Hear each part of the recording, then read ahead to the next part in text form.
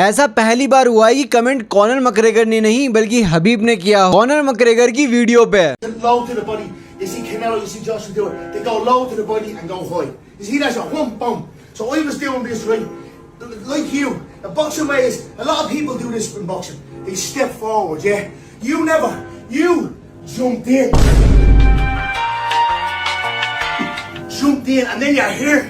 You're right here. देखो यार, इस वीडियो के अंदर Conor McGregor the legend Mike Tyson को बॉक्सिंग कॉम्बिनेशन बता रहे हैं, तो उसी वीडियो पे हबीब ने कमेंट किया है शो मी योर रेसल। यह बहुत शॉकिंग था यूएफसी फैंस के लिए और मेरे लिए भी, क्योंकि हबीब कभी ऐसे कमेंट नहीं करते हैं। इवन कॉनर मैकग्रेगर के कमेंट्स का रिप्लाई तक नहीं करते हैं। कॉनर मैकग्रेगर आए दिन हबीब को लेकर ट्रोल करते रहते हैं, लेकिन हबीब ने कभी भी उनकी बातों का जवाब नहीं दिया है। और भाइयों, इलिया टुपुरिया के लिए इतनी सारी बातें कही जा रही थी, लेकिन कोई भी ऑफिशियली स्टेटमेंट नहीं आई थी। लेकिन अब फाइनली इलिया टुपुरिया की तरफ से एक स्टेटमेंट आ चुका है और इस स्टेटमेंट को मैं बहुत ज्यादा डीपली आपको बताऊंगा। लेकिन वीडियो शुरू करने से पहले वीडियो को लाइक जरूर कर देना और चैनल को सब्सक्राइब जरूर कर देना। देखो, अब मैं यहाँ बैठ के किसी की भी साइड नहीं लूंगा कि इन दोनों में से किसकी गलती है और किसकी नहीं, और ऐसा क्या हुआ होगा इन दोनों के बीच जो इनकी बात डाइवोर्स तक पहुंच गई, क्योंकि मैं इन दोनों को पर्सनली नहीं जानता हूं। अब ऑफकोर्स सी बात है, हमने इलिया टुपुरिया के बहुत ज्यादा अच्छे परफॉर्मेंस देखे हैं यूएफसी मैच के अंदर, लेकिन इस परफॉर्मेंस के बेस के ऊपर हम उनको जज नहीं कर सकते हैं कि वो अपनी पर्सनल लाइफ के अंदर कैसे हैं। तो अब बात करते हैं उस स्टेटमेंट की जो इलिया टुपुरिया ने खुद ने बताया है। उनका कहना है कि ये जो डिसीजन है फाइट से बैकआउट होना, यह उनका डिसीजन नहीं है, लेकिन उनके ऊपर यह सिचुएशन बनी हुई है जिस वजह से उनको यह स्टेप लेना पड़ा और वो अपना टाइटल डिफेंड नहीं कर पाएंगे। और उनका कहना है कि उनके ऊपर फेक एलिगेशन लगाने की धमकी मिल रही है। अगर उन्होंने फाइनेंशियल डिमांड पूरी नहीं की तो उनके ऊपर फेक एलिगेशन लगा दिए जाएंगे डोमेस्टिक वायलेंस के।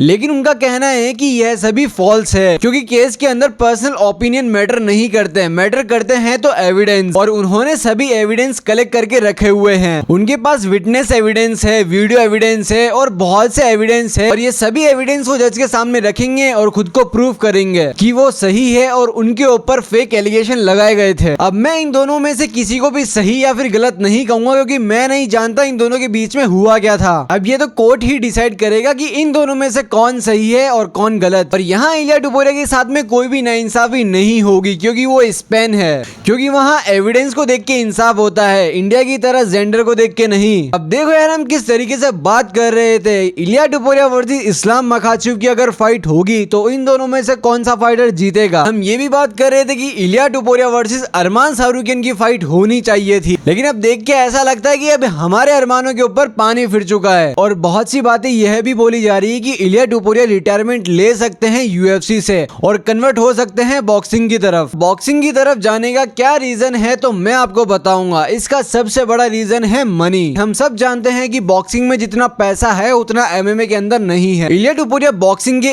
एक मैच से इतने पैसे कमा सकते हैं जितने वो पूरे एमएमए करियर में नहीं कमा सकते हैं। देखो, अब यहाँ पे बैठ के मैं फेक नहीं रहा हूँ, सच में बॉक्सिंग में बहुत ज्यादा पैसा है एज कम्पेयर टू एमएमए। अब देखो, इलिया टुपुरिया तो उनकी वाइफ के लगाए हुए फेक एलिगेशन के अंदर फंसे हुए हैं, और उनकी बच्चों की केस स्टडी किसको मिलेगी, उन सब के अंदर वो फंसे हुए हैं। तो क्या पैडी पिम्बलेट वर्सेस जस्टिन गेजी की जो फाइट होगी, उस फाइट के बाद में उन दोनों में से जो भी विनर होगा क्या वो चैंपियन हो जाएगा? हम कुछ भी नहीं कह सकते कि इलिया टुपुरिया कब कमबैक करेंगे और कमबैक करेंगे भी या फिर नहीं। और अगर उन्होंने कमबैक कर भी लिया तो वो क्या उस पोटेंशियल के साथ में फाइट कर पाएंगे जैसे वो पहले फाइट करते थे?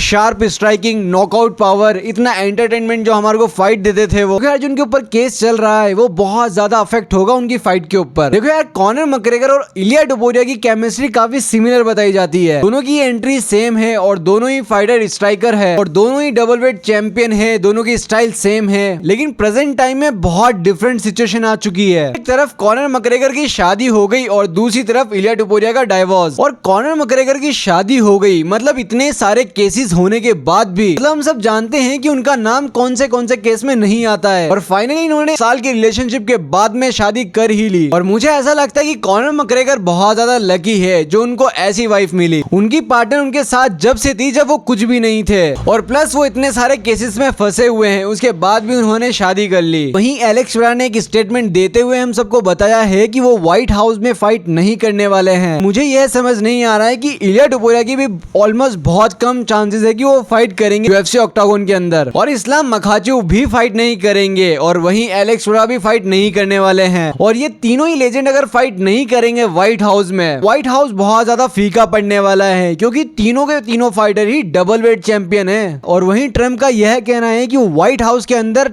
8 से 9 टाइटल फाइट करवाएंगे व्हाइट हाउस में। तो ये पॉसिबल कैसे होगा, क्योंकि तीनों ही चैंपियन फाइट नहीं करने वाले हैं व्हाइट हाउस में। और अगर यह तीनों फाइटर फाइट नहीं करेंगे तो 3 डिवीजन के टाइटल फाइट तो यही कैंसिल हो चुकी है। तो 8 से 9 टाइटल फाइट होना तो पॉसिबल ही नहीं है। व्हाइट हाउस का कोई भी मतलब नहीं होने वाला है। और आप क्या सोचते हो ये जो भी चल रहा है UFC में? आप अपने ओपिनियन मुझे कॉमेंट सेक्शन में जरूर बताना। मिलते हैं नेक्स्ट वीडियो में।